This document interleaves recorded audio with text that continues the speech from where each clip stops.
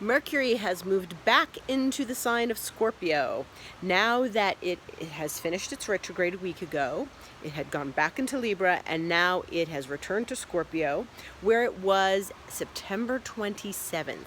So today, November 10th, is the first time it has entered the beginning of Scorpio, just like it did in September. So, what were you doing in September?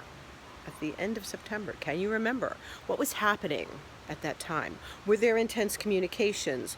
Were there intense thoughts? This is what Mercury, the planet of intellect and intelligence and speaking and writing and all forms of articulation, Mercury, when it goes into Scorpio, is very intense, a little sarcastic, very deep and probing.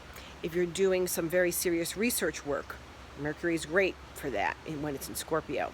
If you're doing some writing of a mystery novel, Mercury in Scorpio is great for that. Any sort of work where you have to get deeply involved, or any sort of thinking process that really requires passion and intensity, works well when Mercury is in Scorpio. It will remain in Scorpio the rest of the month of November.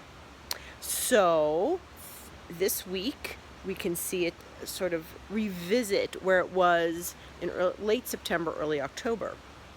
And maybe some of those things will come back to you, people you were talking to at that time, ideas that you were milling around at the time, all before Mercury went retrograde.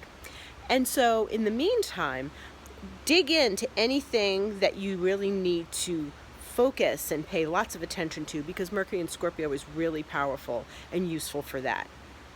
My blog is up, my podcast is up, and I'm available for sessions. Just go to my website, thegoldenastrologer.com, and click on Book Online.